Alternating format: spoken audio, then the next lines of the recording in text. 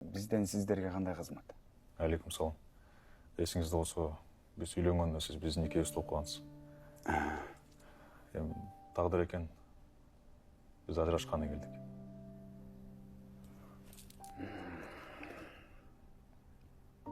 Биринчиден жаман иш болуптур. Экинчиден биз ЗАГС эмеспиз. Силерди ЗАГС ажыраштырат. ЗАГСтан ажыраштык. Балким ойлонуп көрөсүздөр.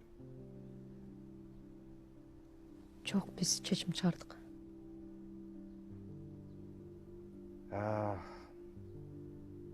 Ажырашуунун шарттары мындай. Эркек киши менен аял кишинин ортосундагы жакындык мамиле токтогондон кийин аял кишинин этек кирин 2 ай күтүшүбүз керек. Түшүнгөн жокмун.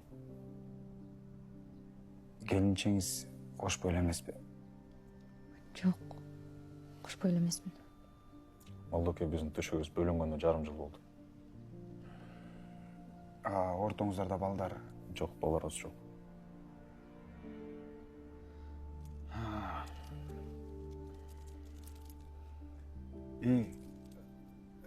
Махырдан кутулдуңуз беле? Жок. Махыр керек эмес. Жок, туугандарым. Махырды сөзсүз түрдө бериш керек. Бергенден кийин гана ажырашсаңар болот. Байке, биз бири-бирибизди көргүбүз келбей атсанан каяктагы махыр?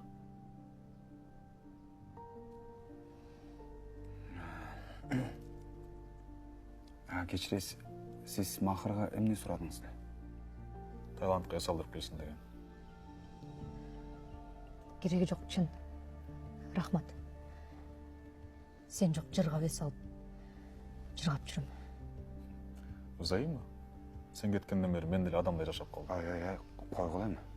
Сабыр кылгыла. Чынында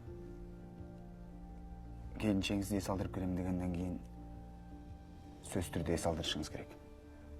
Махырдан кутулбасаңыз, махыр сизге карыз болуп мойнуңузга жазылып калат. Байке, чын рахмат. Керек эмес. Мунун эч кажети жок. Ошону кечтим деп койсом болобу? Жок, карындаш болбой калат го. Сөзсүз түрдө беришиңиз керек махырды. Айла жок эми. Аткарса аткарайын.